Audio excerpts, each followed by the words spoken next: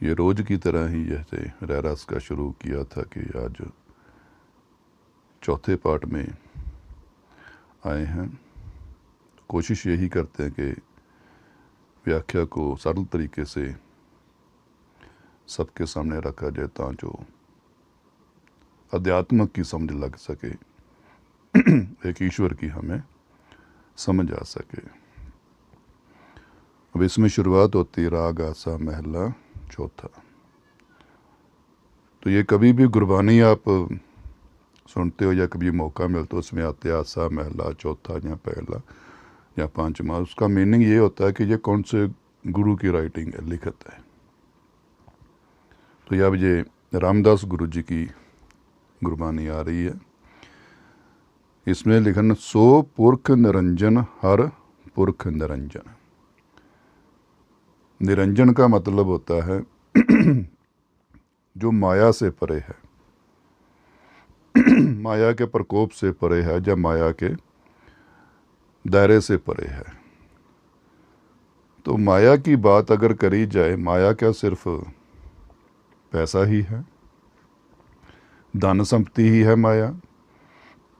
माया वही है जो हमें तू के गुण से अलग करके मैं के रूप में ले आती है। चाहे वो सत्ता है, चाहे वो औहदा है, चाहे वो संसार में बड़ा होने की रेस है, चाहे वो किसी साधना के रूप में भी अभी रेस लगी है कि मैं बड़ा साधु बनूं, बड़ा संत बनूं, बड़ा आगू बनूं, मुझे दुनिया देखे, मेरी दुनिया में वाह वाह हो। माया का एक आसान सा तरीका यही है जो हमें खुद से अलग कर देती है, खुद के पास नहीं बैठने देती, अपने अपने समीप नहीं होने देती, वो माया ही है। जितनी भी हमारी सोच इस संसार में बसने की है, जैसे संसार में टिकने की है, इस संसार में बड़ा होने की या शारीरिक तल पर जो हमारी सोचें हैं, वो सारी की सारी माया का ही रूप है। जब तक हमें अपनी सोच, अपनी चिंता नहीं आती, और अपनी सोच अपनी चिंता की बात मैं पिछली बार भी कर चुकूँ, हम कौन हैं? हम तो अंदर बसी हुई ज्योत हैं जो इस शरीर के भीतर इस शरीर को चला रही है, वो हम हैं। जब तक उसकी चिंता हमारे मन में नहीं आती, हमें सत्संग की, गुरबानी की, शिक्षा की, साधु संत की बातें शोभती नहीं है। सुनेंगे जरूर पर अमल में नहीं ला सकते, क्योंकि साधना ने हमें ज्योत से प्रेरित करना है, आत्मा से प्रेरित करना है। बेटे आत्मा से उठो, आत्मा आपका जीवन है, आत्मा को ही जन्म मरण है। पर जब तक हमारी जो सोच होती है, हमारी जो मत होती है, वो शरीर मोह में, चंगुल में फंसी होती है, इसलिए वो हमें साधना की बातें सुनने को तो अच्छी लगती हैं पर हम अमल में नहीं ला सकते, क्योंकि हम तो खुद माया के चंगुल में फंसे हुए हैं, शरीर के चंगुल में फंसे हुए हैं, और सुन रहे हैं बातें हम अध्यात्म की। अध्यात्म की बातें सुनकर जब अमल में लाएंगे, भले हम थोड़ा लाएं, 10% ही लाएं, चाहे हम 5 ही लेके आए, उसका असर क्या? हम माया के चंगुल से, शरीर के चंगुल से, शरीर के मोह से हमारी जो सोच है वो आज़ाद होनी शुरू हो जाएगी, और वही आज़ादी तो मोक्ष और मुक्ति है। इसमें कहते हैं सो पुरख निरंजन हर पुरख निरंजन। माया से रहत कौन है? वो एक ही मालिक है जो माया से बचा हुआ है, जो माया से परे है। सो पुरख निरंजन हर पुरख निरंजन। हरि जो है, वो ईश्वर जो है, वो मालिक है, वो जो करता है, वो माया से परे है। और हम ईश्वर से माया मांगते, वो तो माया से परे है। वो कहता है माया की अगर इच्छा है तो मेरे से नहीं हो। इसलिए एक पहले भी कह चुके, ये देवी देवताओं की पूजा, ये दरों द्वारों की पूजा क्यों? ये माया के लिए ही है। अगर हरि की इच्छा आपके मन में जागरूक हो रही है तो माया से रहित होना पड़ेगा, और माया से रहित होने के लिए ही हम हरि का दामन चाहते हैं। उस ईश्वर का संग क्यों चाहते हैं? ईश्वर मुझे जो माया जो लगी हुई है, क्योंकि माया से बड़ा अभिशाप कोई नहीं और माया से बड़ा रोग कोई नहीं। इसी की वजह से हमें जन्म दर जन्म जो सजा जो भटकना मिलती है, वजह क्या? माया। माया के रूप आप समझ गए हो, ये सत्ता, ये औहदे, जो भी ये लगी हुई मुझे, इस रोग की हमें कभी चिंता ही नहीं आती। उल्टा हम दुआओं में भी यही रोग मांगते हैं। पाठ करेंगे, माया मांगेंगे। हमने तो निरोग होने के लिए ये जीवन लिया था, जैसा मानव जीवन क्यों मिला था? मैं इस माया से परे हो जाऊं। इसलिए ये देखो कि मैं जो भी संगति कर रहा हूँ, जो भी संगति का मैंने दामन पकड़ा है, वो मुझे माया में उलझा रहे हैं, जो माया से छुड़ा रहे हैं, संसारिक सुखों से मुझे दूर कर रहे हैं, जो संसारिक सुखों का लालच देकर, जहाँ संसारिक सुखों के मेरे सामने ख्वाब रखकर, नहीं तो बच्चे मेरी संगत में आ गया, बड़ा अमीर हो जाएगा, तेरे कारोबारों में बरकत हो जाएगी। कारोबार इतना कुछ सीमित रखे कि मालिक ईश्वर मुझे किसी के सामने हाथ ना फैलाना पड़े, मेरी ज़रूरतें पूरी होती रहें, वो है संगति। अगर ज़रूरतों से ज़्यादा हम ज़रूरतों से बहक जाते हैं, पर हम लालचों में, ख्वाहिशों में, इच्छाओं में आ जाते, तो वो संगति उल्टा हमारा नुकसान कर रही है। वो संगति हमें फ़ायदे में नहीं लेके जा रही, वो उल्टा हमारा नुकसान कर रही। क्योंकि माया का जो दाग था, माया का जो अभिशाप था, उससे तो हमने बचना था, उसको तो हमने छोड़ना था, उसको तो हमने, उस दाग को, उस मैल को तो हमने धोना था, और उल्टा हम उसी को ही मांगना शुरू कर गए। उसकी वजह क्या हुई? शायद मैं वैसी संगति में नहीं जा सका जहां जाकर मुझे जागरूक किया जाता। किसको? ज्योत को, मेरी आत्मा को जागरूक किया जाता। मुझे शारीरिक तल पर तो जागरूक बहुत किया, मुझे हिंदू तौर पर तो बहुत जागरूक किया, सिख तौर पर तो बहुत जागरूक किया, मुसलमान ईसाई तौर पर तो बहुत जागरूक किया। तुम हिंदू हो, तुम सिख हो, तुम मुसलमान हो, तुम ईसाई हो, पर किसी ने उस तल पर जागरूक नहीं किया जो ईश्वर ने मुझे बनाया था। वो था इंसान, वो थी इंसानियत। जो मुझे ईश्वर ने रूप देकर भेजा था, उस तल पर मुझे किसी ने जागरूक ही नहीं किया। आप अंदर से, हर कोई अंदर से इंसान नहीं है, पर जागरूकता की जरूरत है संसार में हर कर्म। क्योंकि बच्चा जब पैदा होता है, हम बचपन में जन्म लेते हैं, निर्मल होते हैं, पर अब हम जरूरत क्या? जागरूकता की। जैसे जैसे हमें शिक्षा मिलती है, हम अपने आप को जागरूक करना शुरू कर देते हैं। क्योंकि शिक्षा जो आपको जागरूक नहीं कर रही, वो महज एक लफ्ज़ है, महज एक ज्ञान की बातें हैं, ज्ञान नहीं है। वो ज्ञान कहे किसको कहेंगे, गुरबानी किसको कहेंगे, सत्संग किसको कहेंगे? जो हमें जागरूक करे अंदर से मुझे जगा दे, मुझे उठा दे। पर मेरे अंदर का इंसान तो किसी ने जगाने की कोशिश नहीं करी कि मैं इंसानियत के तौर पर जागूं, मैं मानवता के तौर पर जागूं। क्योंकि जब तक मेरे अंदर का इंसान सोया हुआ है, मेरे अंदर की इंसानियत ही सोई हुई है, मुझे अध्यात्म की समझ नहीं आनी। आज मेरी भक्ति, कहने को मैं कहता हूँ साधु हूँ, कहने को मैं कहता हूँ मौलवी हूँ, मैं पंडित हूँ, मैं ब्राह्मण हूँ, पर आज भी लड़ाइयों से मैं पीछे नहीं हूँ, झगड़ों से मैं पीछे हूँ, दूसरों को उकसाने के लिए मैं बहुत तैयार रहता हूँ। इसका मतलब कि आप साधना में गए ही नहीं, आप तो शारीरिक तौर पर वो माया के रूप में ही बहक रहे हो ना। माया कि मैं बड़ा बन जाऊँ, मेरा डेरा बड़ा बन जाए। क्यों? मेरे अंदर का भी इंसान मरा नहीं है। मरा किसी के अंदर नहीं, इंसानियत मरी नहीं है, सिर्फ क्या है? जगाने की जरूरत है, उसको आवाज देने की जरूरत है। वो तभी जागेगी जब हम इस माया का थोड़ा सा, ज़्यादा भी नहीं कहते, माया का पलड़ा, माया की मैल अपने ऊपर से हटाएंगे। इसलिए कहते उस संगति का ध्यान रखो जहां जाकर मुझे इस माया को धोने का ज्ञान मिले, ध्यान मिले, रास्ता मिले। जैसे जैसे ये माया धुलेगी, मुझे अपने अंदर का इंसान दिखना शुरू होगा, जो मेरे मालिक, उस ईश्वर ने बनाया था, जो माया से रहता है। क्योंकि उसने अपने जैसा ही बनाकर भेजा था इस संसार में।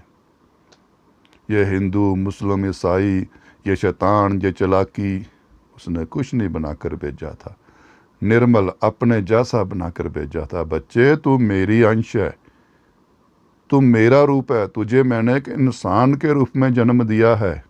अपनी इंसानियत को मरने ना देना, अपनी मानवता को मरने ना देना, इसको जगा के रखना, क्योंकि इसके अंदर से ही, तेरे अंदर से, इसी के अंदर से ही अध्यात्म का बीज पैदा होना है। हमें इंसान से भी दूर कर दिया गया, इंसानियत से भी दूर कर दिया गया। हमें कट्टर हिंदू, कट्टर सिख, कट्टर मुसलमान, ईसाई ये चीज़ें सिखा दी गई, और इससे भी आगे चले गए हम तो ऊंच नीच में भी आ गए। अब तो हिंदू भी कितने पार्ट में बांट दिया, सिख भी कितने पार्ट में बांट दिया, ये ऊंच है या नीच है या शूद्र है, ये क्या है? वजह क्या? शिक्षा की। क्योंकि मैंने उसकी शिक्षा ही नहीं करी जो खुद माया से रहत था। मैंने मायादारियों की शिक्षा करी, इसलिए मुझे वही शिक्षा मिलती रही। वो कहते हैं सो पुरख निरंजन हर पुरख निरंजन। वो जो पुरख, वो जो निरंजन है, वो माया के रहत है, उसकी आस, उसकी उम्मीद रखो मन में। हर अगमा अगम अपारा, उसकी कोई सीमा नहीं। जिसको हम कहते हैं ईश्वर का असीमत, सीमा में आने वाला नहीं है वो। जो सीमा में आ जाता है वो शरीर हो सकता है, आकार हो सकता है, किसी मातलोक में पैदा हुई जो चीज़ है वो हो सकती है, वृक्ष है, हवा है, पानी है, चलो इसकी सीमा आप तय कर सकते हो।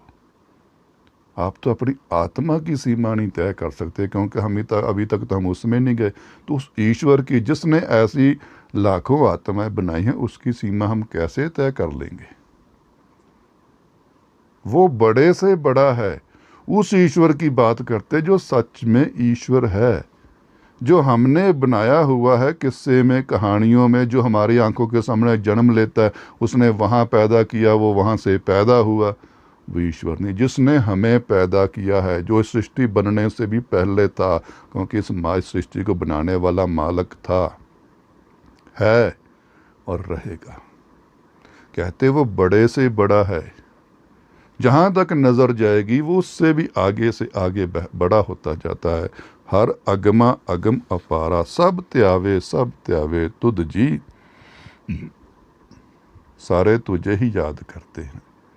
तो ये इबादतगारों की बात है, जब उन्होंने अपनी भक्ति की नज़र से जाकर देखा, कहते हैं मालिक किसी ना किसी तरीके वो तुझे सिमर रहे हैं, तुझे याद कर रहे हैं। अब ऐसे याद की बात भी पहले भी करें, याद किसको कहते? जुबान की याद कभी याद नहीं बनती, जुबान का सिमरन कभी सिमरन नहीं बनता। जुबान से शुरू हो सकता है। जिस तरह संसार में आप देखो, हम कोई भी रंग देखते हैं, आज जिन रंगों का या जिन खुशियों का आप आंखों से देख के कहते हैं जो पहाड़ बड़े अच्छे हैं, हरे भरे हैं, उन आंखों ने वो रंग देखा और मन ने वो अपना लिया। उस बंदे को कहीं हम रेगिस्तान में जाके खड़ा करते, वहाँ कहते रेत, कहता है ये दूर तक रेत ही रेत है, ये कैसी है? ब्राउन। उसने देखा और अपना लिया, उस मन ने अपना लिया। अब उसको कहीं अंधेरे कमरे में बिठा दें और ऊपर से आंखों की पट्टी भी बांध दे, अंधेरा कर दे, अब उसको पहाड़ों की याद कराएं, पहाड़ों को याद करो, तो वो जड़ से याद कर लेगा, क्योंकि उसने देखे हुए और उसने मन ने अपनाए हुए हैं। भाई तो रेत को याद करके देख, वो रेगिस्तान को याद करके देख, वो जड़ से बोलेगा, क्योंकि अपनाए हुए हैं। वैसे ही चाहे हम 10 बंदों के साथ ये अनुभव कर दे, चाहे हम 100 बंदों के साथ ये अब अनुभव कर दे, वो कोई भी झगड़े में नहीं पड़ेगा, क्योंकि सबने देख कर अपनाया है। सबने पहाड़ देखे हैं, बर्फ़ देखी है, रेगिस्तान देखा है, और 100 बंदों को दिखा के उन्होंने मन से जब अपना लिया, उनको कमरे में बैठकर बिठाओ और पूछो क्या उनमें कभी झगड़ा आएगा? नहीं, क्योंकि उन्होंने अनुभव किया है। अब भले उनके आंखों के सामने वो पहाड़ नहीं है, अब भले उनकी आंखों के सामने वो बर्फ नहीं है, पर उन्होंने एहसास किया हुआ, इसलिए उनमें झगड़ा होना ही नहीं। झगड़ा क्यों हो रहा? मैंने किसी चीज का अनुभव नहीं किया। ना ईश्वर का, ना भोले का, ना शिव का, ना वाहेगुरु का, ना गुरबानी का, ना सत्संग का मैंने अनुभव नहीं किया।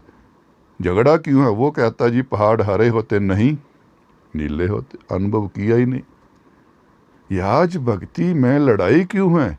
क्योंकि मैंने ईश्वर को सुना है, ईश्वर के बारे में सुना है, मैंने ईश्वर से ईश्वर को नहीं सुना।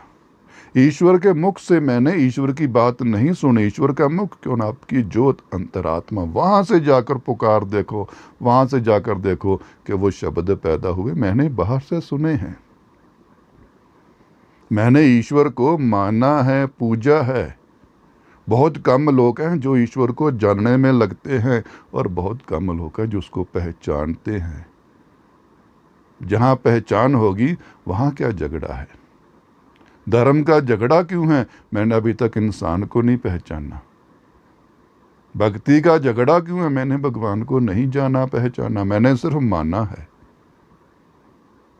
इसलिए कहते उसका अनुभव वो क्या, वो बड़े से बड़ा है।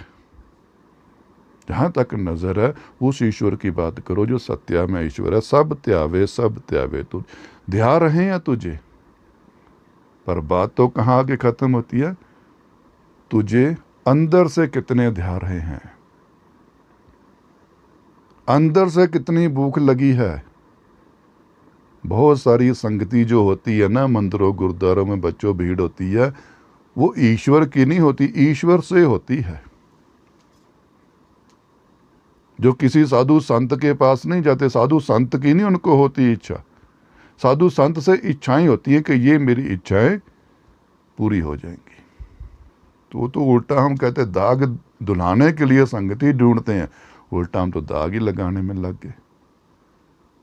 ईश्वर से मांगना था ईश्वर को, वो साधु से मांगना था साधना को। हमने क्या मांगा? साधना छोड़िए जी, माया का ध्यान दीजिए। सब त्यावे तुद जी हर सच्चे सृजनहारा। हे मालिक तू सच्चा है, तू ही सृजनहारा है। इस संसार को बनाने वाला सिर्फ एक तू है। वो कौन है? सच। तो सच की बातें पीछे कर चुके हैं। सच किसको कहते हैं? मेरी जब ज्योत में मैं पहुंच गया। सच उसको कहते हैं जहां अब मेरे अंदर भय नहीं है, मेरे अंदर सिर्फ विश्वास है, मेरे अंदर सिर्फ लगन है, मेरे अंदर अब आस्था है। सच किसको कहते हैं? कहते हुक्म किसको कहते हैं? जीवन जैसा भी मेरा तूने ईश्वर बना दिया है, मैं अब इस जीवन में कभी भी गिला शिकवा नहीं करूँगा। वो आता हुक्म। जैसा भी जीवन तूने मुझे दिया है, अब जैसा भी तूने इस जीवन को बना दिया है, चाहे वो मेरे गुनाहों की वजह से, मेरी गलतियों की वजह से है, तो तेरी रजा ही ना, तेरी नज़र तले चला हुआ। भक्तों की कहते शिक्षा क्या है, जब भक्तों का कहते इम्तिहान क्या है? अब इसको प्रसाद समझकर खुशी वाले माथे से, खुशी वाले स्वभाव से ग्रहण करना। वहां जाके सच का जन्म होता है, जहां हर माया से मेरा मन छूट जाता है। अब माया के लिए सिमरन नहीं करता मैं, अब इच्छाओं के लिए सिमरन नहीं करता मैं, दिखावे के लिए सिमरन नहीं करता मैं, वाहवाही के लिए सिमरन नहीं करता मैं।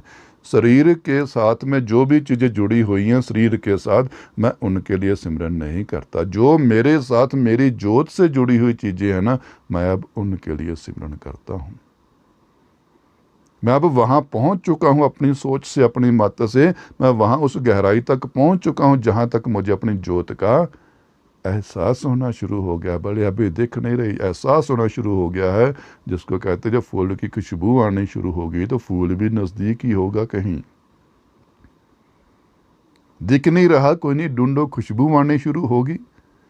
जब अपनी ज्योत का एहसास आना शुरू हो जाए, जब मन वैराग अपने लिए करना शुरू कर दे, माया के लिए, दुखों के लिए नहीं, जब ये मन अपनी करनियों पर रोना शुरू कर दे, अपनी गुस्ताखियों को, अपनी गलतियों को जब ये गिनना शुरू कर दे, वो सबसे बड़ा सिमरन है। अपने गुणों को नहीं गाना। गुण गाने हैं, ईश्वर के गुण गाने हैं जो सामने वाले के गाकर दिखाओ। अपने अवगुणों का सिमरन कर, अपनी गलतियों का सिमरन कर, उसका पश्चाताप कर। कहते तब तेरे अंदर जैसे जैसे ये माया, ये मैं, ये अहंकार धुलेगा, तेरे अंदर उस सच की जो ईश्वर का अंश है, उस सच की तेरे अंदर पैदाश होगी। वो सच्चा मालिक, हर सच्चे सृजनहारा वही सृजनहारा है, सृष्टि को बनाने वाला वही एक है। सब जी तुम्हारे जी, तू जिया का दातारा। कहते सृष्टि में जितने भी जीव हैं, जंतु ने जीव, जितने भी ये शक्लें इंसान की, मालिक सब तेरे हैं और तू सब का है। ऐ मेरे साईं, ऐ मेरे मालिक, सब तेरे हैं। पर हमने तो यहाँ कहते अगर ये अवस्था, अगर ये सोच मेरे मन में आ जाए, मेरी जोत में ये सोच आ जाए कि नहीं ये सारे ही उसी मालिक के बंदे हैं जो मेरा मालिक है, इसका मतलब ये तो मेरे भाई बहन ही हो गए। मालिक एक है, पिता एक है। अगर ये अवस्था हमारे अंदर बन जाए, अगर ये सोच मेरे अंदर बन जाए, मैं इस गहराई तक अगर पहुंच जाऊं, तो मेरी तो बाहर कहीं अब दुश्मनी रहेगी नहीं। मैं तो किसी को लूटने की चिंता ही नहीं करूंगा, जहाँ ख्याल ही नहीं कर पाऊंगा। मैं तो अब किसी को नुकसान पहुंचा ही नहीं सकता, क्योंकि ये तो उसी के हैं जिसको मैं ढूंढ रहा हूं, जिसका मैं मान रहा हूं।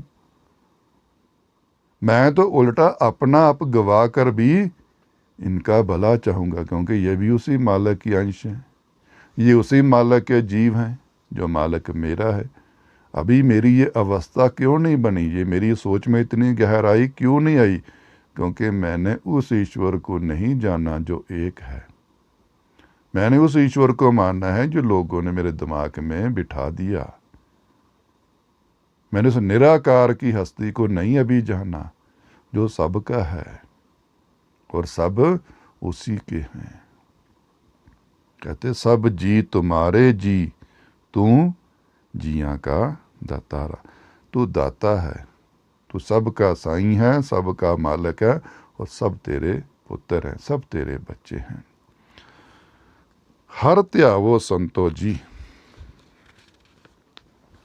संतों की बात करते कहते आप संत हो, संत जो ईश्वर की बात करते हैं।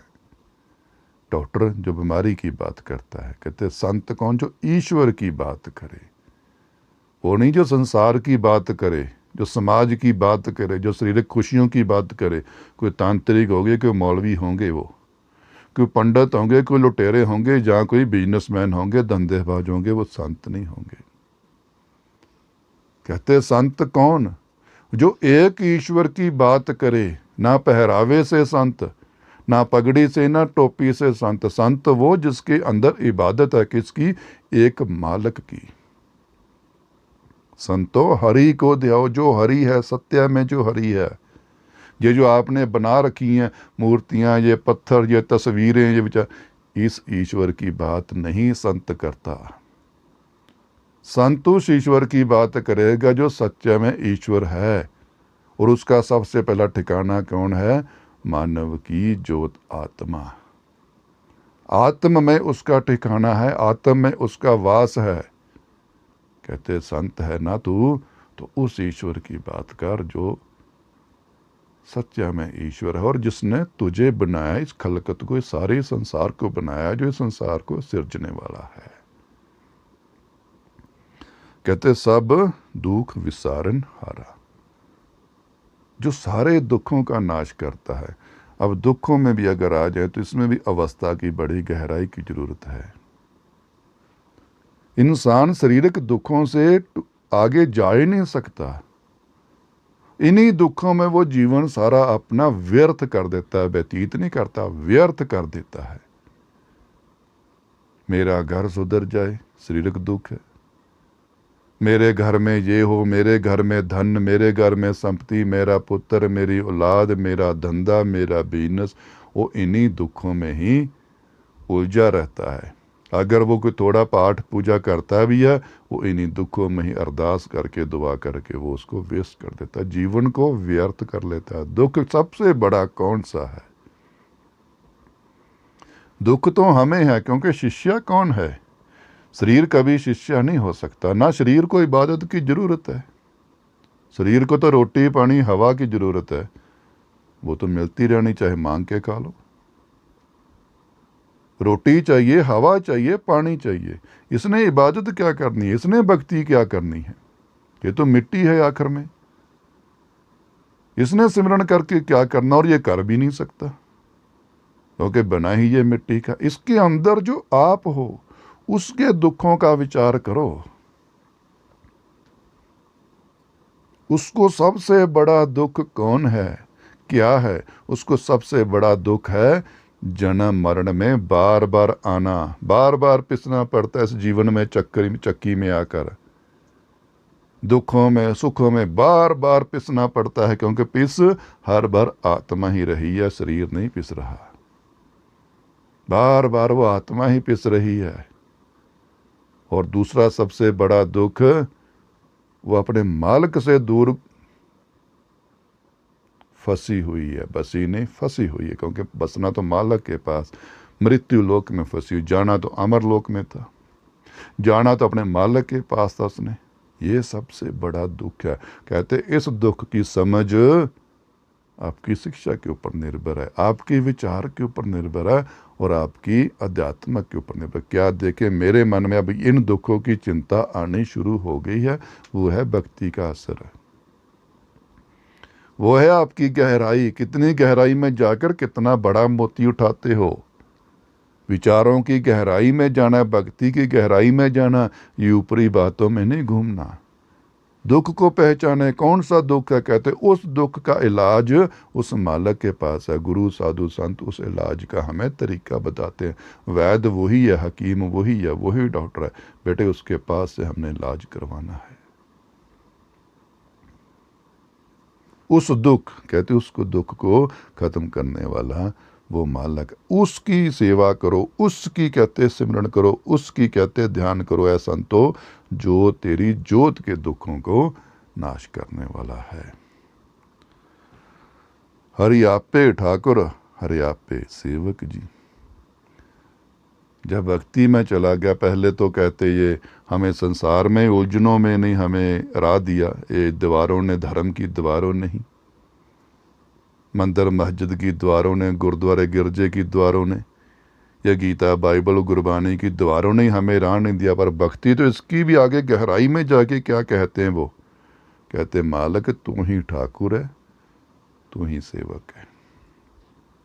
मतलब जिसको मैं ढूंढ रहा हूं वो तू है, पर जो मेरे अंदर बैठा होया वो भी तू है। जिसको मैं चाह रहा हूं वो तू है, पर जो चाह रहा है वो भी तो तू ही है। जिसका सिमरन कर रहा हूं वो तू है, पर जो मेरे अंदर बैठकर सिमरन कर रहा है वो कौन है? वो भी तू है।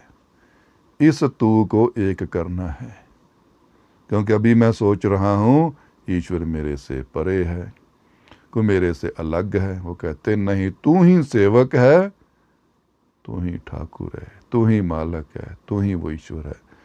अब इसकी बात करूँ, ठाकुर भी कहा, हरि भी कहा, राम भी कहा। गुरबानी में सबसे बड़ी, मैं आपको भी ये कहता हूँ पहले, गुरबानी में सबसे अच्छी बात है, ईश्वर को अनेकों नामों से संबोधन किया गया, पर उन्होंने एक शिक्षा दी, अपनी भावना एक बनाओ,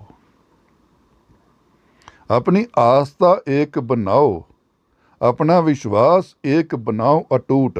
नामों से ईश्वर नहीं होना। हमें नाम सिखा दिए जाते हैं, पर हमें अनेकता में भटका दिया जाता, वहां जाओ वहां जाओ वहां जाओ। विश्वास एक, जिसका घर में भी उतना है, जिसका दर दरबार में भी उतना है। नाम तो प्रेम से अब अपने बच्चे के भी कितने ले लेते हो। पति पत्नी के नाम अलग अलग रख लेता है, पत्नी अपने पति के नाम प्रेम से कितने रख लेती है। नाम की अगर बात करें, भाषाओं में नाम तो बहुत बन जाते हैं। हमारे घर आंगन में गुलाब लगा होता है, अब उसको दूसरी भाषा में रोज़ कह देंगे, कोई और कह देगा, कुछ और कह देंगे, नेको नाम है, पर वो गुलाब तो गुलाब ही रहेगा। जिस तरह पत्नी अपने पति को नेको नामों से कुछ भी कह के बुलाए, पर पति तो एक ही रहेगा। पति भी अपने पत्नी को अगर कहते हो, माँ बाप अपने औलाद को बुलाते हैं अनेकों नामों से, प्रेम में बथेरे नाम भी छोटे छोटे नाम कर लेते हो, पर पुत्र तो वही रहेगा जिसको बुला रहे हैं नाम से, वो तो नहीं बदली हो गया। इसी तरह कहते हैं नाम के हेर फेर में ना जाओ, अपने अंदर की प्रेम वाली डोरी को देखो, क्या वो एक है, आस्था एक है, मेरा विश्वास एक है, मेरी लगन जो एक है। कहते हो तू ही ठाकुर है, तू ही सेवक है, क्या नानक जंत विचारा। इसमें इंसान क्या विचार करेगा? ये विचार बहुत गहरी है मालिक, इतनी गहराई में जाना इंसान के बस का नहीं। पर ये नामुमकिन भी नहीं है, ये नहीं कहना कि यहाँ नामुमकिन है। अगर भक्ति इतनी आसान होती तो हर कोई भगत बन जाता। बातों के भगत तो बहुत गली गली मिलेंगे, साधु संत बहुत मिलेंगे। विचार वाली भक्ति, विचार वाला शिष्य, विचार वाला साधु, विचार वाला संत, विचार वाला आगू, विचार वाला गुरु, जो विचार करे किसकी? उस ईश्वर की, जो विचार करने वाले में भी है और विचार सुनने वाले में भी। वहां विचार में कभी तकरार नहीं आएगी। विचारों में तकरार क्यों आ जाती है? क्योंकि मैं सोचता हूं वो मेरे में ही, आप में नहीं है। वो विचारों में हथियार को निकल आते हैं, क्योंकि मैं सोचता हूं आप में तो है ही नहीं, आप तो पापी हो, आप तो नास्तिक हो। इसलिए धर्म धर्म का दुश्मन क्यों दूसरे को क्यों कहते? ये नीच है। और आप उस इंसान को नीच नहीं कह रहे, उसके अंदर जो बैठा हुआ मालिक है ना, उसको नीच कह रहे हो। क्योंकि इंसान कर्म से महान है, जन्म से महानता किसी की नहीं हुई। कर्म ही महान है, इंसान के जामे में आके, इंसान के जन्म में आके। वो कर्म की निगाह नहीं अभी तक। इसलिए कहते दूसरे को नीच कहने का मतलब क्या है, छोटा कहने का मतलब क्या है? आप उसके अंदर बैठे हुए बसे हुए मालिक को नीच कह रहे हो। आप उसको गालियां दे रहे हो नीच कहकर, उसके कर्म को गाली दो, मान लेते हैं। अगर सजा देनी कहते हैं ना, पापी को नहीं, पाप को खत्म करना है हमने तो, अज्ञानी को नहीं। हर इंसान अज्ञानी है यहाँ। अज्ञानी को ना लड़ो, अज्ञानी को ना दबाओ, अज्ञानता को दबाओ। अज्ञानता खत्म हो जाएगी जब अज्ञानी किसको कहते हैं? अज्ञानी के आगे से आ निकाल दो, क्या बन गया अब? ज्ञानी। उस अज्ञानता को इंसान नहीं बुरा, संगत बुरी होगी, शिक्षा बुरी होगी, समय बुरा होगा, सुधार करके वही सोना बन जाएगा, वही पारस बन जाएगा। वो अज्ञानता का आ निकाल दो ज्ञानी। इसलिए कहते वो अवस्था पैदा करो। नहीं मालिक, जिसको मैं नीच कह रहा हूं मेरी गलती, इससे नीच मैं हूं। ये भक्तों की अवस्था है। दूसरे का आदर, अपने आप को नीच करना। कहते दूसरे का निरादर करता और अपना रोब दिखाता है, अपना ओहदा दिखाता है, ये नास्तिकता है, ये अज्ञानता है, ये अहंकार है। इसको इबादतगार ना कहो, इसको भक्त ना कहो। भगत हर किसी में उसको देता, कहते ना तू ही ठाकर, तू ही सेवक, ये उसमें भी वही है। सबका आदर करेगा, वो हाथ जोड़कर नमस्कार करेगा, इज्जत करेगा, बैठो सबका ध्यान रखेगा, चिंता करेगा सबकी, फिक्र करेगा सबकी। क्यों? वो चिंता शरीरों की नहीं करे, वो अंदर जो मालिक बैठा है ना, वो उसके प्रति श्रद्धावान है। जहाँ बहुत बार कई बार मूर्ख मनों में ये आता, ये बंदा क्या, ये तो हर किसी के आगे झुक जाता है।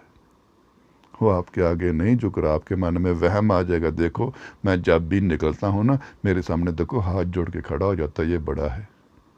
हम उसी में अहंकार में आ जाते हैं। देखा मेरे सामने कैसे झुकता है बंदा।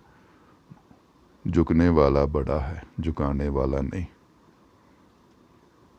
वो तेरा सत्कार कर रहा है, वो तेरी इज्जत कर रहा है, क्योंकि उसको पता है कि जो मेरे अंदर है वो इसके भी अंदर है। हमें सत्कार, उसकी हर चीज का सत्कार, कदर, कहते ना कदर और सब्र जो है ना, वो आपकी अध्यात्म का निखार ले आता है। कदर करनी पड़ेगी संसार में, जीवन में जो भी चीजें दी है ना उसने, ईश्वर ने, भले छोटी दी भले थोड़ी दी है। देखो जी आपके आसपास बहुत चीजें, हम कदर नहीं करते, कदरहीन हो गए हैं। और इंसान से बड़ा नमक हराम कोई नहीं। हम कदरहीन हो गए हैं और सब्रहीन हो गए हैं। हमें सब्र भी नहीं अब, और हमें कदर भी नहीं रही।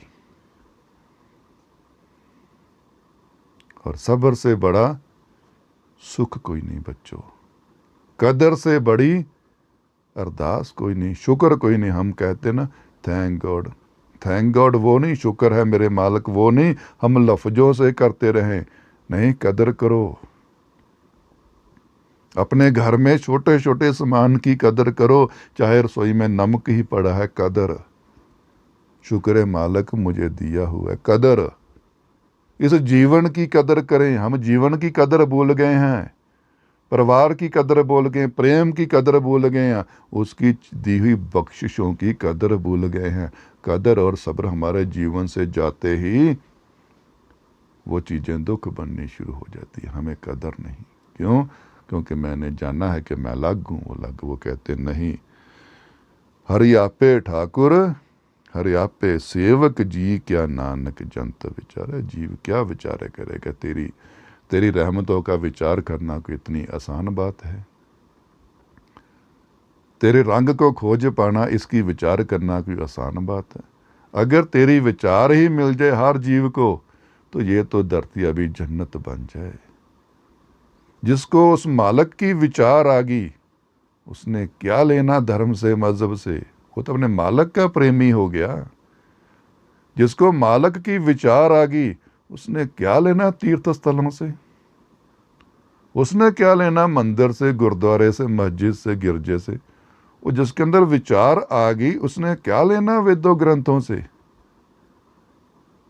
क्योंकि उसके अंदर मालिक की विचार आ गई है। अब तो उसी विचार को गहरा करेगा, अब तो उसी विचार की वो खोज करेगा जो अंदर विचार ही आ गई है। ये तो विचार के साधन थे भी तेरे अंदर विचार पैदा हो। तो जब उसकी विचार ही आपके अंदर पैदा हो गई है एक मालिक की, तब तो बंदा परिंदा आज़ाद है। अभी आज़ाद नहीं हुआ गया बाने से, या तिलक से, या पगड़ी से। इसका मतलब क्या है? मालिक की विचार ने अभी अंदर जन्म नहीं लिया, इसलिए तो टक्करे मार रहा है इधर उधर। विचार कौन सी? तू ही ठाकुर है, तू ही सेवक है। तू कट कट अंतर सर्ब निरंतर जी। कहते तू सब के अंदर, कट कट हर शरीर के अंदर समाया हुआ है। समाने की अगर बात कहूं, कहते ना आपकी किचन में, रसोई में कहते दूध पड़ा होता है, दूध पड़ा होता है, उसमें आपने मान लो 2 गिलास आपके पास दूध है, आपने उसमें आधा गिलास पानी मिला दिया, वो समा गया उसमें। ढूंढ पाओगे उसको? नहीं।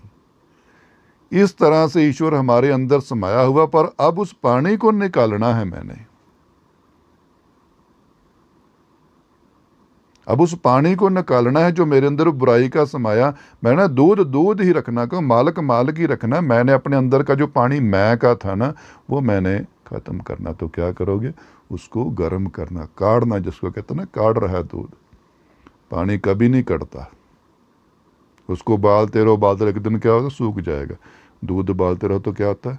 कढ़ना शुरू हो जाता है, लाल होना शुरू हो जाता है, खोआ बनना शुरू हो जाएगा। पानी का तो नहीं खोआ बनना, उसको हम काढ़ना शुरू कर देंगे।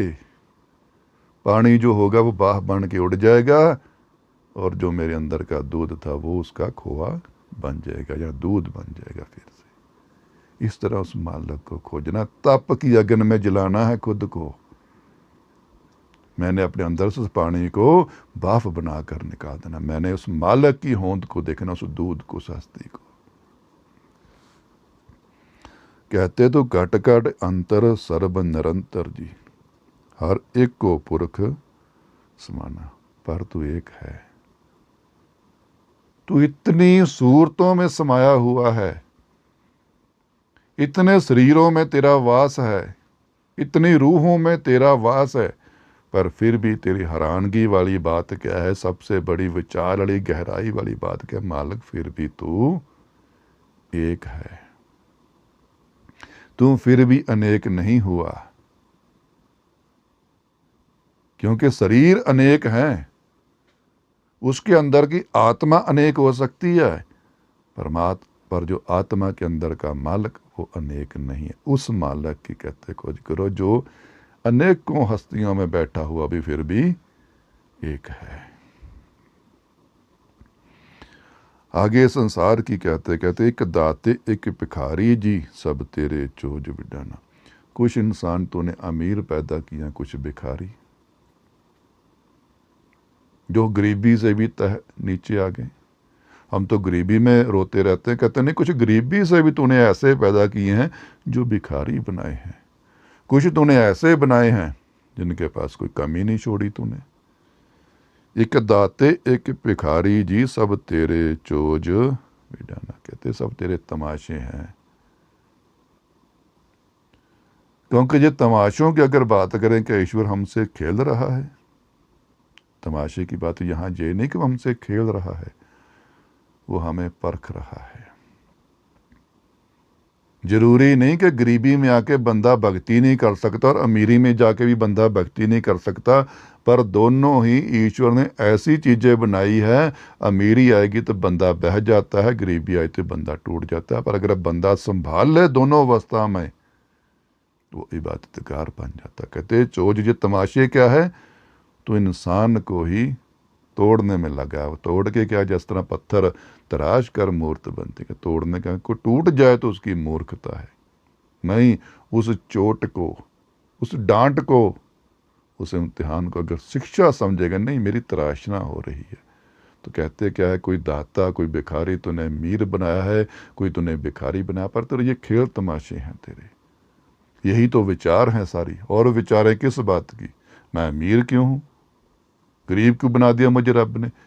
20 अमीरी गरीबी के पीछे विचार क्या है।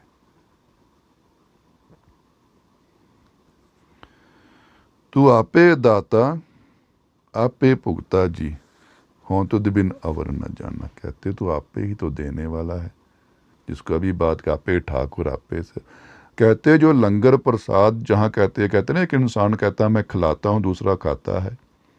दान देने वाला भी तू है, दान लेने वाला भी तू है। हम कहते ले ये भिखारी है, वो भी वही है। हम कहते मैंने दान दिया, नहीं ये भी उसी ने दिया है। हमारी क्या औकात है। ये मनमुखी विचार है, ये गुरुमुख की विचार नहीं, ये मनमत की विचार है, ये गुरुमत की विचार नहीं। जहाँ मैं है वहाँ मनमत है। मुझे पता है सारा कुछ, मुझे समझ है सारी, मुझे ज्ञान है सारा, वो क्या है, मनमत।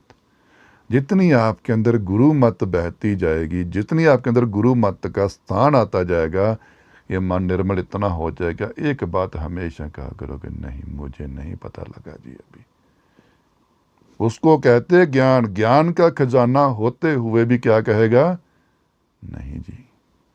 वो है शिष्या, वो है भूख एक मालक की। हम क्या कहते, 2 शब्द आजे क्या कहते, नहीं हमें पता है जी सारा कुछ। इसका मतलब ये मनमत बोल रही है, ये गुरुमत नहीं बोल रही। ये मनमुख बंदे के बोल हैं, गुरुमुख बंदे के ये बोल नहीं है। गुरुमुख और गुरुमत वाला बंदा ज्ञान का सागर बन जाएगा, ज्ञान का समुंदर बन जाएगा, फिर भी क्या कहेगा, नहीं। क्योंकि उसने उस मालिक की रजा को खोजना है जो सागरों से भी परे है। तू भले एक सागर बन गया होगा बंदे, वो करोड़ों सागरों से भी बड़ा है। वो मैं क्यों आ जाती मेरे अंदर, क्योंकि मैंने अभी तो सागर को देखा नहीं है। मैंने तो मैं देखी, मुझे बहुत ज्ञान है। जब कहते हो सामने 1000 दिए जला देना रात को, वो दियों को क्या मन में अहंकार आ जाता है कि देखो हमने घर रोशन कर दिया। जब सुबह सूरज चढ़ता है तो क्या, वो तुमसे तो घर रोशन हुआ तो उसने दुनिया रोशन कर दी। देखो फिर अहंकार टूटता है जब सूरज दिखता है, तो फिर पता चलता है कि हमारे लाखों का वजूद भी कुछ नहीं हुआ। हम तो करोड़ों में थे, फिर भी कुछ नहीं कर पाए। वो तो एक ही चढ़ा और सारा ही संसार उसने उदय कर दिया, जंगल तक उदय कर दिए। देखो कहाँ उजाला पहुंचा दिया। वहां जाकर फिर मैं खत्म होती है। मैं क्यों मैंने सिर्फ उसको मानना है, मैंने जाना नहीं। सूर्य को देखा नहीं अभी, सूर्य देख लेंगे पता लगेगा मेरा तो प्रकाश ही कुछ नहीं अभी। समुंदर को देख लेंगे, दरिया देखेगा मेरा तो वजूद ही कुछ नहीं। दरिया को देख के नदी क्या बोलेगी, मेरा तो वजूद ही कुछ नहीं, मेरी तो औकात ही नहीं। कहते तू आपे दाता आपे पुख्ता, जी हों तुद बिन अवर न जाना। मालका मैं तेरे बिना और किसी को नहीं जानता। दुनिया जानती होगी नेकों को, पर मैं तुझे ही जानता हूँ। तू ठाकर है जो सेवक में है, तू हर किसी में है, मैं उस मालक को जानता हूँ। मालक जो दुनिया ने बनाया है, जो इंसानों ने बनाया है, जहाँ जो वेदों ग्रंथों, वो नहीं मैं जानता। जो मैंने अपने आप में महसूस किया है कि तू ठाकर में भी है, गुरु में भी है, शिष्य में भी है, मंदिर में भी है, मस्जिद में भी है, गिरजे में भी है, गुरुद्वारे में भी है, चढ़ते में भी है, डलते भी है, दिन में भी है, रात में भी है।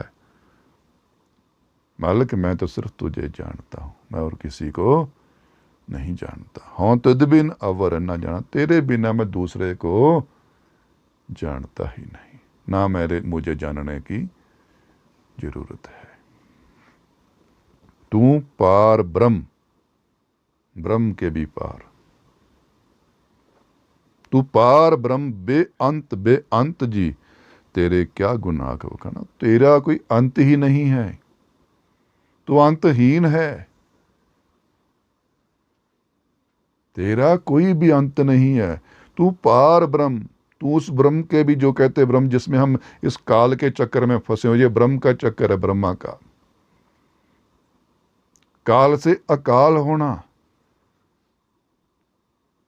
ब्रह्म से पार हो जाना, इस संसार की मृत्यु से परे हो जाना, जीवन से परे हो जाना, इस दायरे से निकल जाना। उस मालक की बात करो जो जीवन मृत्यु में, जो गृहस्थ में, उसकी नहीं कहते। जो हमारी पकड़ में कहानियों में है वो उसकी नहीं कहते। कहते तू पार ब्रह्म बेअंत जी, तेरा कोई अंत ही नहीं है, तू अंतहीन है, तेरा क्या गुण आका बखाना। मैं तेरे मालिक कितने को गुण बयान कर सकता हूं, तेरे गुणों का अंत ही नहीं, क्योंकि तू खुद बेअंत है। तेरे मैं 10 गुण गिनता हूं तो 100 पैदा हो जाते हैं, जब तक मैं उन 100 तक पहुंचता हूं तो 1000 निकल आते हैं। तेरे गुणों का कोई अंत नहीं, जितने मर्जी मैं गाता रहूं तेरे गुण ये है, तेरे गुण ये है, पर तेरे गुण फिर भी अंतहीन है, क्योंकि तू खुद अंतहीन है। जो सेवे तुद जी, जन नानक तिन कुर्बाना। कहते मालक जिनकी अवस्था ये बन जाती है, जो तेरे सिमरन में, तेरी प्यास में लग जाते हैं, जो तेरी भूख में लग जाते हैं, जिनको तेरी राह मिल जाती है, एक सच की दिशा मिल जाती है, कहते हैं गुरु नानक देव जी कहते हैं मैं उनके कुर्बान जाता हूँ, ऐसी रूहों के कुर्बान जाता हूँ मैं, ऐसी मत के, ऐसी गुरु मत जिन्होंने ली हुई है, जिन्होंने गुरु शिक्षा ली है। कहते हैं गुरुमुख जो ऐसे प्राणी हैं, ऐसी रूहें बन गई हैं जो उस मालक की राह को पहचान गए हैं, जो दरों दरवाजों की नहीं, जो जंगलों की पहाड़ों की नहीं, जो गुरुद्वारे मंदिरों की नहीं, जो उस मालक की राह को पहचान गए हैं, उस मालक के कहते हैं मंजिल को पहचान गए हैं। भले अभी उस राह के मुसाफिर हैं, पर उन्होंने पहचान ली है राह, जान ली है राह, वो उसके मुसाफिर हैं। कहते हैं मैं उनके बलिहार जाता हूँ, कुर्बान जाता हूँ ऐसी रूहों के, क्योंकि वो उसी के ही दीवाने हैं जिसकी दीवानगी मैंने अपने हृदय में बसा रखी है। हर त्यावे तुझ जी, से जन जुग में सुखवासी। कहते मालिक जो तुझे याद करते हैं, जो तुझे याद करते हैं, जो तुझे सिमरते हैं, वो जुगों जुगों में सुखी रहते हैं। और जुगों में शरीर में, जुगों में आके अब के तो अमीर से अमीर बंदे से पूछो कि तो जीवन में सारी खुशियां कि उसके अंदर खुशी है। कभी ध्यान से बैठोगे, हमें लग रहा होगा वो ये तो बड़ा खुशी है जी, बड़ा सुखी है, गाड़ियां बड़ी हैं इसके पास, देखो नौकर चाकर बड़े हैं, महल है, कोटियां पता नहीं इसके पास कितनी है। पर उसके कभी मन की नवज देखना पकड़ कर, क्या उसके पास वो सुख है जो माया से रहित है? क्योंकि माया से खरीदा हुआ सुख एक दिन दुखों में बदल जाना है। जो माया के जरिए आ रहा है, वो सामान आ रहा होगा, चीजें आ रही होगी आपके घरों में, सुख नहीं आ रहा। सुख तो आपके अंदर की अवस्था का नाम है। सुख तो आपके भीतर से आना है, खुशी वाला, आनंद वाला, जो हर चीज से रहता है, खरीद से रहता है, कमाने से रहता है, लाने से रहता है, वो तो अंदर से पैदा होना है। उस सुख की बात करते कहते हैं, जो मालिक तेरा सिमरन करते हैं वो से जन जुग में सुख, वो सुखों में चले जाते हैं, असली सुख में, जिसका अंत जुगों जुगों में नहीं होता। वो सुख की बात करते कौन से? आत्मिक सुख की, सिमरन के आनंद की, उस ईश्वर के दीदार की, उस ईश्वर के अमृत की। उसका अंत नहीं है। बाकी जितने मर्जी शरीरक तल पर सुख देखते रहो, सबका नाश है, सबका अंत है। से मुक्त पाए, मुक्ति की बात करते कहते जब तक कौन मुक्त है? जिनके अंदर वो सुख आ गया। कौन सा? आत्मा कहते मुक्त कौन सा? जिन हरते, जिन्होंने हरि को सिमरा है, जिन्होंने उस मालक को पहचान लिया है, जो सच में मालक का, जो सच में हरि है। कहते जब उसका सिमरन शुरू हो गया, उसकी याद शुरू होगी, उसकी पीड़ा शुरू होगी, वो इंसान जीते जी मुक्त है। अभी तो पीड़ा ही देखे, तीर्थों की पीड़ा होगी, तस्वीरों की पीड़ा होगी, आकारों की पीड़ा होगी, मृत्यु लोक की पीड़ा होगी। पर उस मालक की पीड़ा देखें, उस मालक का सिमरन देखें, उस मालक की याद देखें। क्या मेरे अंदर वो पैदा हुई? कहते वो मुक्त हैं। मुक्ति की बात पहले भी कर चुके। मुक्त किसको? मन में अभी इच्छाओं का सफर चला हुआ और मृत्यु आ गई तो वो मौत, मुक्त नहीं है वो रूह।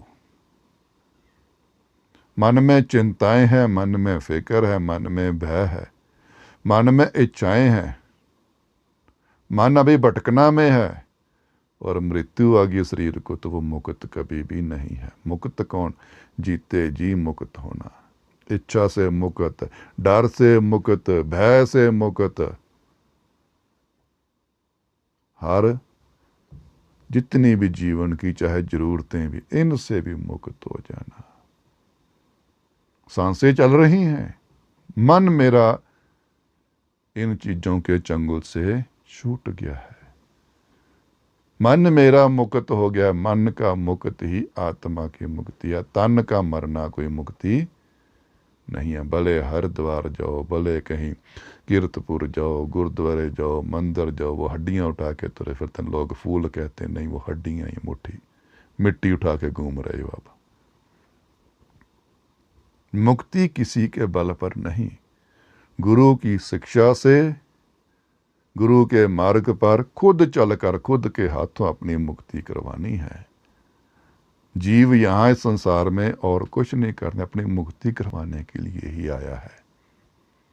और कोई काम नहीं है जीव के। आत्मा को ये जीवन मिला है, ये इंसानी जीवन मिला है, ये मानव का जीवन मिला है। क्यों मिला है?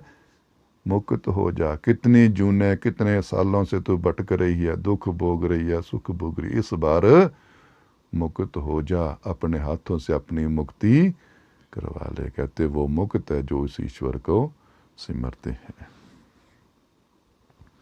तीन टूटी जम की फांसी। कहते जमा की फांसी से बहुत डरता है लोग, जम मिलेंगे कहते उसकी वो फांसी, वो सजा अब वो जमों के पास ना जम उसके पास आ सकते हैं, क्योंकि वो उसने अपने आप को मुक्त कर लिया है। जमों की क्या अब औकात, जम जो कहते हैं आपका लेखा लेंगे, अब उनकी कोई हिम्मत नहीं, कोई औकात नहीं कि उस प्राणी के पास, उस रूह के पास वो आ भी जाए जिसने जीते जी अपने कोई शरीर में रहते रहते ही मुक्त कर लिया। तिन टूटी जम की फांसी, जिन नरपो जिन हर निरपो त्याया जी, तिनका पौ सब गवासी।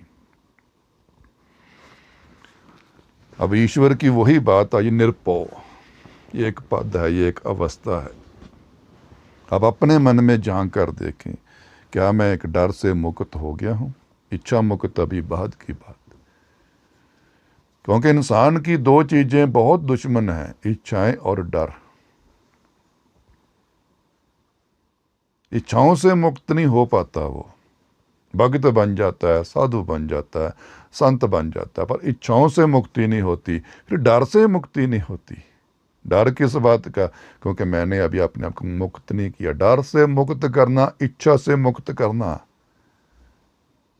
कि ना अब मेरे मन में किसी किए का डर है, सजा का डर है। नहीं तो इंसान को जैसा जैसे व्यक्ति डर सताता है, गुनाहों को मुक्त करना, अपने आप को सिमरन करके निर्मल करना है,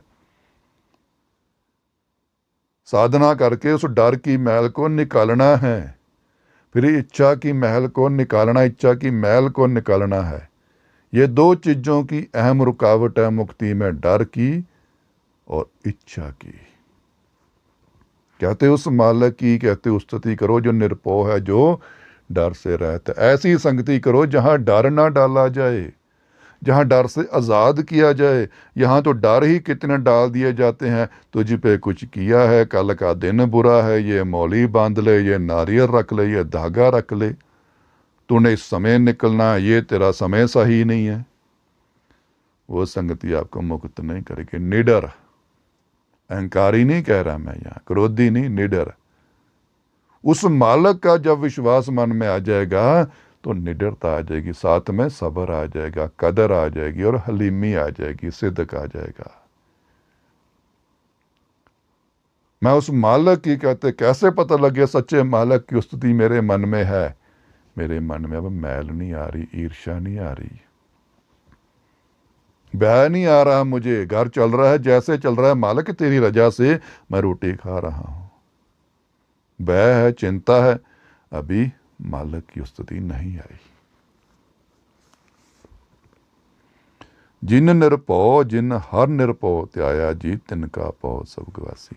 कहते जब निडर ईश्वर की भक्ति करोगे, निडर कहते संगति करोगे, तो आपके अंदर निडरता आएगी। जब भक्ति कहते डर वाली कर रहे हो, संगति ही डर वाली कर रहे हो, तो डरे ही रहोगे। आज हर इंसान डरा पड़ा है, क्योंकि डर शुरू से डाल दिया गया। क्यों डरा पड़ा है?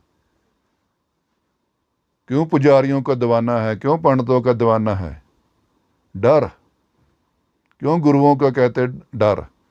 और गुरु से प्रेम करो, गुरु की श्रद्धा रखो, गुरु की आस्था रखो, गुरु की विश्वास रखो, गुरु का, गुरु को दोस्त बनाओ, मित्र बन। डर क्यों रहे हो? गुरु थोड़ी डराते हैं, ईश्वर थोड़ी डरा रहा है, मेरे अपने गुनाह डर रहा है, वो डरा रहे हैं मुझे, वो गलतियां डरा रही हैं, क्योंकि मैं अभी निरपो नहीं हुआ, भय से रहत नहीं हुआ। क्यों? मैंने वो भय वाली संगत जो शुरू से ली हुई है। इस दिशा को ना जाना, इस वार ना ये करना, तुझ पे कुछ किया हुआ है, तूने ऐसा किया, तूने आज ये नहीं खाना, तूने आज ये रंग नहीं पहनना। कहाँ कहाँ डर, हर कदम पे डर। ईश्वर की भक्ति तो निडर करती है, निडर निर्वैर करती है, वैर से रहत हो जाती हो। आज भी मन में ईर्ष्या है तो भक्ति क्या है? आज ही मन में डर है तो क्या भक्ति है? कहते हैं जिन निरपो जिन हर निरपो त्याया जी, तिनका पौ सब गवासी। जिन्होंने जैसी संगति करी वैसा उसके अंदर स्वभाव आ गया कि निरपो की, अगर कहते निडरता की संगति करी तो आज अब निडर बन जाओगे। मन में विश्वास आना शुरू हो जाएगा, मन में लगन आनी शुरू हो जाएगी, मन से डर निकलना शुरू हो जाएगा, मन से चिंता निकलनी शुरू हो जाएगी, मन से बैर विरोध निकलना शुरू हो जाएगा। यह भक्ति का फल है। जैसे जैसे भक्ति अंदर आएगी चीज़ें निकलनी शुरू हो जाएगी। जिन सेव्या मेरा हर जीते हर हर रूप समासी। वो कहते हैं जिनने ऐसा ईश्वर सिमरन किया, ऐसे मालिक की इच्छा करी, ऐसे मालिक से प्रेम करा जो कि निर्भव था, जो कि निर्वैर था, वो उसी में समा जाते हैं। वो उस जैसे ही हो जाते हैं, वो उसी के ही हो जाते हैं। ते हर हर रूप समासी। वो हरि के रूप में ही समा जाते हैं। से तन जिन हर त्याया जी जन नानक तिन बल जासी। वो कहते हैं ऐसी फिर वही ऐसी रूहों का मैं तहे दिल से कहते आदर करता हूँ, सत्कार करता हूँ, जो ऐसे ईश्वर की सोच जिनमें आ गई है, जिनकी अवस्था ऐसे ईश्वर की बन गई है, जिनकी आस्था अंदर से लगन, जिनके अंदर से विश्वास उस मालक का आ गया जो सच्चे में मालक है, जो सचमुच मालक है। कहते हैं ऐसी रूहों के मैं बलहार जाता हूँ। तेरी भगत पंडार जी परे बेअंत बेअंत। हम खजाने की बात करते, कहते तेरी भक्ति के खजानों का अंत नहीं है। इसका मतलब क्या? भक्ति का अंत नहीं है। दुनिया में छोटे मोटे ज्ञानों का अंत नहीं है। अज्ञानी कहेगा कि हाँ ज्ञान का अंत है, जो ज्ञानी है वो कभी भी नहीं कहेगा ज्ञान का अंत है।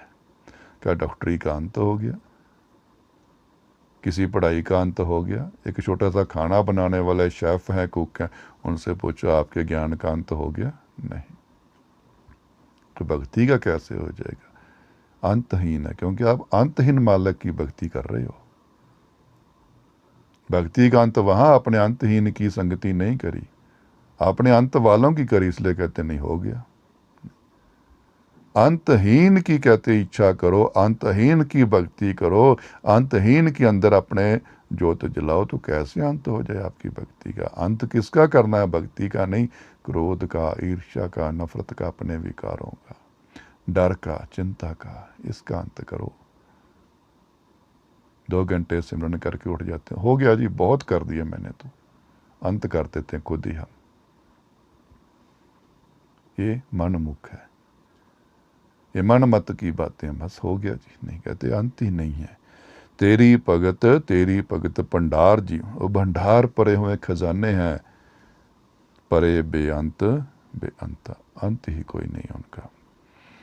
तेरे भगत सलाहन तुद जी हर अनेक अनेक अनंता। बहुत तेरी उस्तति कर भी रहे हैं, ये नहीं हम सोचे हम ही कर रहे हैं। सच की उस्तति में बहुत लगे हुए हैं। कहते हैं मालिक तेरी उस्तति बहुत कर रहे हैं, तेरा सिमरन बहुत कर रहे हैं, तेरी साधना बहुत जने कर रहे हैं, सलौंदे हन तेरी सिफत कर रहे हैं। तुद जी हर अनेक अनेक अनंता, अनेक से अनेक तुझे सिमर रहे हैं, तुझे ढूंढ रहे हैं, तुझे खोज रहे हैं।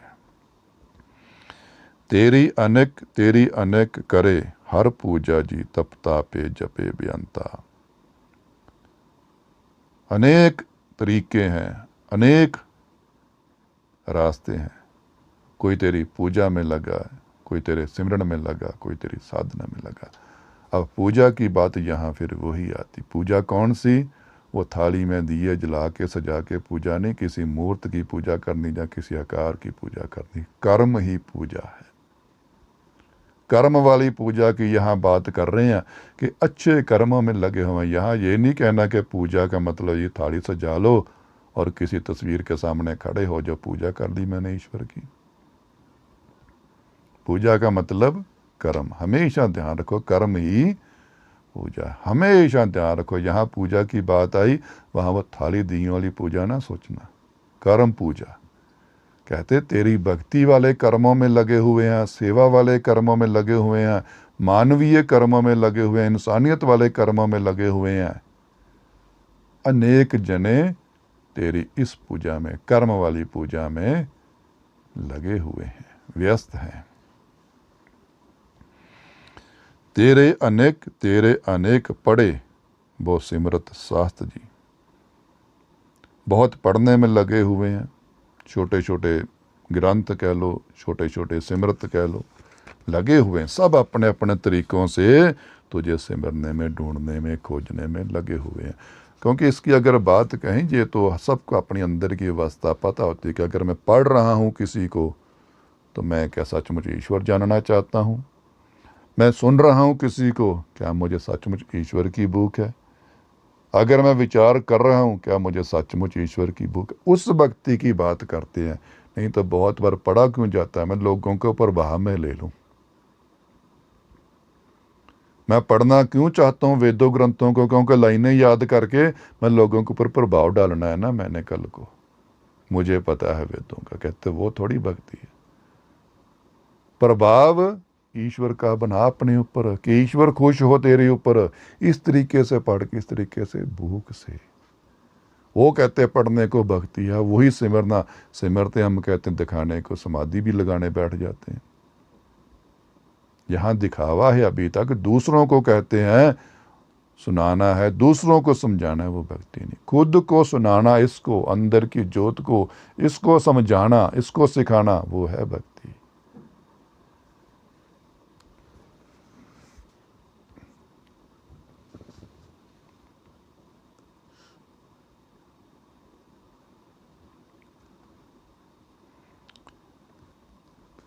से भगत पले जन नानक जी जो पावे मेरे हर भगवंता।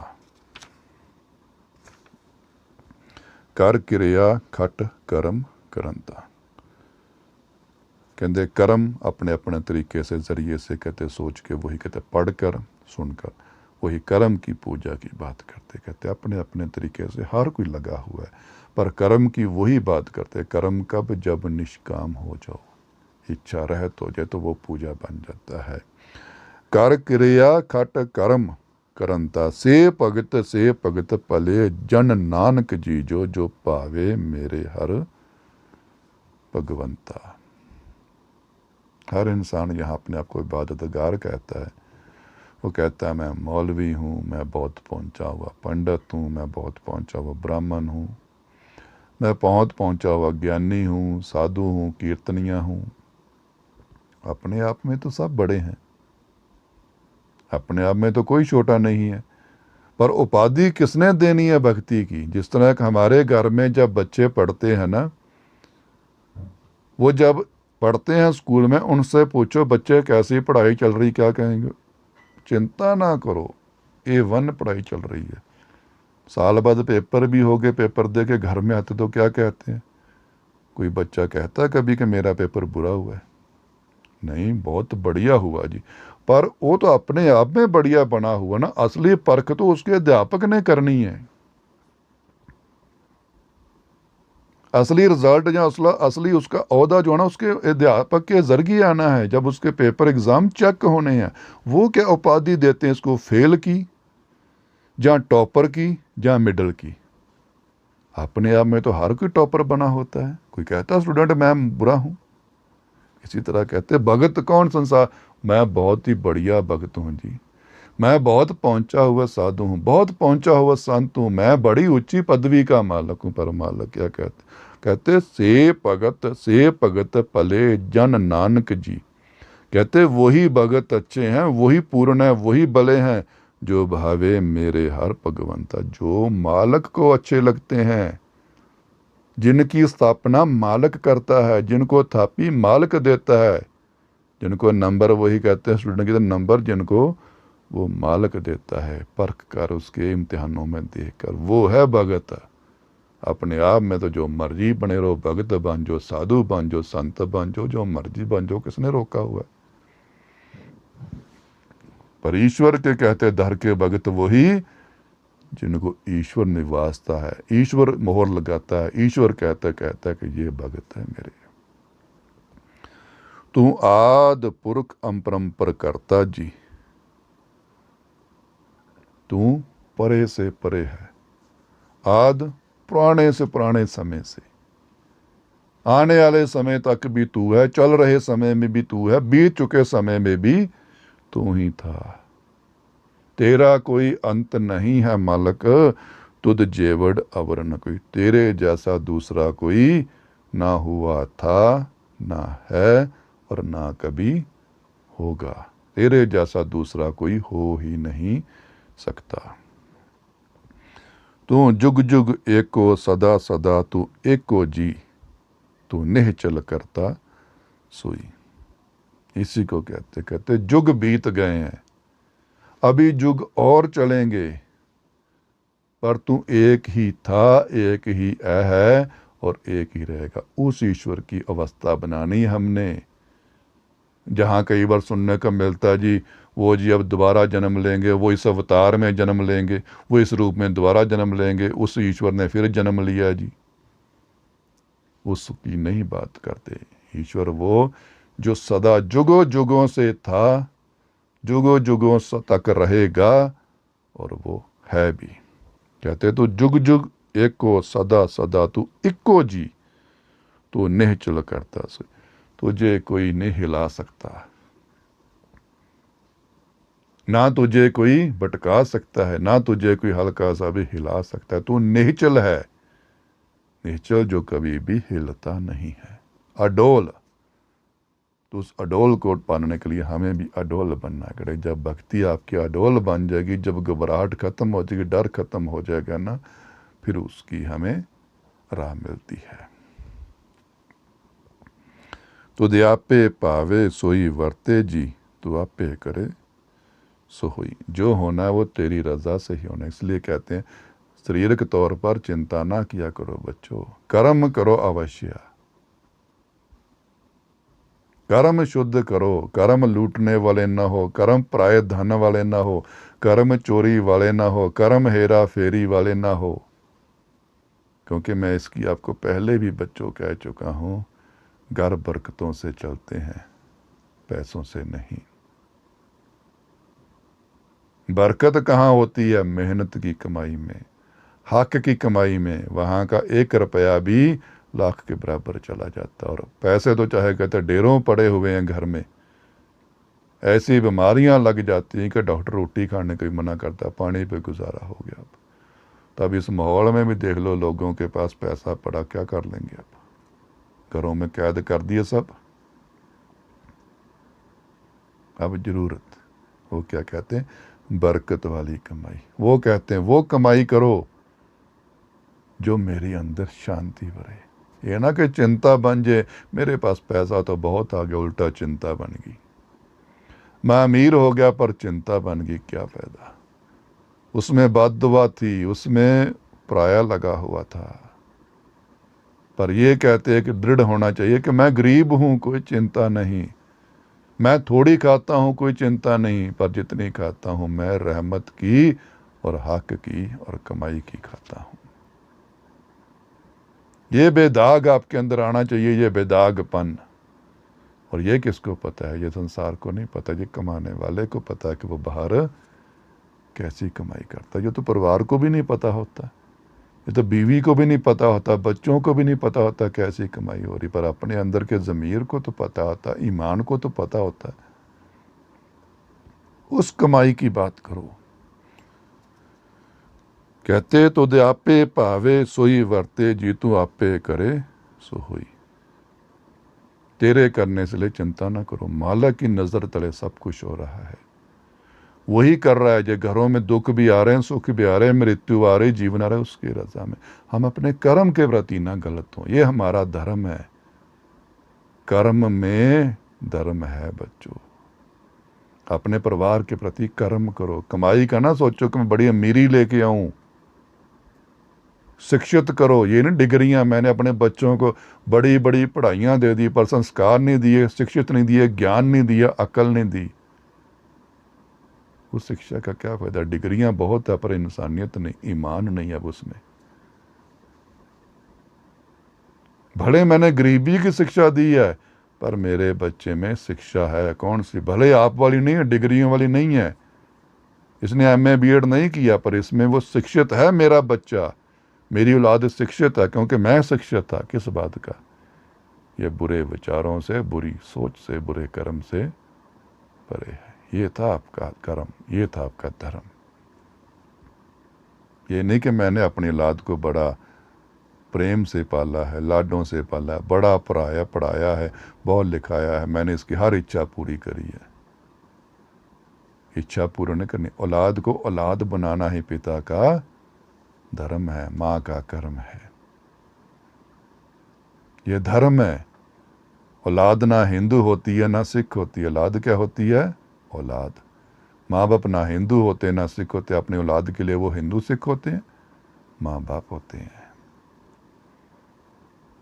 कर्म बाकी जो करना है मालक कहते वो कर रहा है, तो द्यापे पावे सोई वर्ते, जो तुझे बाता है वही होना है, तू आपे करे सोई, तेरे करने से ही तो सब हो रहा है। तो द्यापे श्रेष्ठ सब उपाय जी, ये सारी दुनिया तूने ही तो पैदा करी है, करी भी जा रहा है, तेरी मर्जी से ही पैदा हुई है। तो द्यापे सिरज सब कोई, ते अपने आप ही तू इसमें समाया हुआ है। किस तरह समाया हुआ है तू जान, और ये सारी दुनिया तुझ में ही समाई हुई है। यही तो तेरी विचार है। हम विचार क्या करने आए थे संसार में? विचार यही थी कि मालिक है क्या, मालिक कैसा है, मैं कौन हूँ, मैं कैसा हूँ। शरीर के पहले मेरा रूप क्या था, शरीर के बाद, मृत्यु के बाद मेरा रूप क्या होगा। शरीर के पहले मेरे रिश्ते नाते कौन थे, मृत्यु के बाद मेरे अपने कौन होंगे जो मेरे साथ खड़ेंगे। कौन सी कमाई, कौन सा धन, कौन सा घर ऐसा है, कौन सी ऐसी औलाद है या माँ बाप है जो मृत्यु के बाद मेरे साथ चलेगी। वो कौन सा परिवार है, वो कौन सा जहान है, वो कौन सी राह है, वो कौन सी डगर है जो मृत्यु के बाद मेरे साथ चलनी है या जिस पर मैंने चलना है। ये जीवन का विचार था। जीवन का विचार ये नहीं था कि भगवान कौन है देख लेंगे। पहले विचार कौन सा था, भी इसके अंदर बैठा हुआ जीव कौन है, मैं कौन हूँ जिसके अंदर बैठा हुआ, जिसको आत्मा कहते हैं। विचार ये नहीं था कि मैंने संसार पे राज कैसे करना है। विचार ये नहीं था कि मैंने अमीर कैसे बनना है, मैंने बड़ा पावरफुल कैसे बनना है। ये विचारें ही भटक गए हम। हमारी विचार ही गलत होगी शुरू से। विचार तो मालक की जहाँ अपनी थी। मेरा विचार क्या है कि मैं हूँ कौन। आज ही अपने ऊपर सवाल करके तो देखो, आपको सवाल का जवाब ही नहीं आता। आप हो कौन? सिख हो, सरदार हो, हिंदू हो कि ब्राह्मण हो, पंडित हो, ऊंच हो, मुल्ला हो, मौलवी हो, ईसाई हो, पादरी हो, क्या हो आप?